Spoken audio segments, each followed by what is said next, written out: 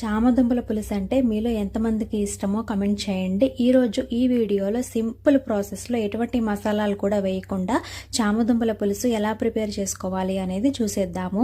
ముందుగా చామదుంపలన్నీ క్లీన్ చేసుకొని ఇలా ఒక కుక్కర్లోకి వేసుకోవాలి. దాంట్లోకి సరిపడినంత సాల్ట్ అలాగే వాటర్ కూడా యాడ్ చేసుకొని కుక్కర్ మూత పెట్టి విజిల్ పెట్టుకొని ఒక 1 విజిల్ వస్తే సరిపోతుంది. తర్వాత వీటిపైన ఉన్న పొట్టును తీసుకొని చిన్న పీసెస్ కింద అయితే కట్ చేసుకోవాలి. తర్వాత స్టవ్ మీద ప్యాన్ పెట్టుకొని ఆయిల్ వేసుకొని ఆయిల్ వేడైన తర్వాత తాలింపు దినుసులు కరివేపాకు వేసుకొని ఫ్రై చేసుకోవాలి.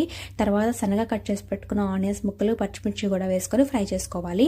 ఆనియన్స్ మంచిగా ఫ్రై అయిన తర్వాత మనం ఒలిచి పెట్టుకున్న చామదుంప ముక్కలు అలాగే సాల్ట్ పసుపు కారం వేసుకొని ఫ్రై చేసుకోవాలి. కారం ఫ్రై అయిన తర్వాత చింతపండు రసం సరిపడినన్ని వాటర్ కూడా యాడ్ చేసుకొని మూత పెట్టేసి ఈ పులుసు అనేది దగ్గరగా అయ్యేంత వరకు ఉడికించుకొని ఫైనల్గా కొత్తిమీర చల్లుకొని స్టవ్ ఆఫ్ చేసుకుంటే యమ్మీగా చామదుంపల పులుసు అయితే రెడీ అయిపోతుంది.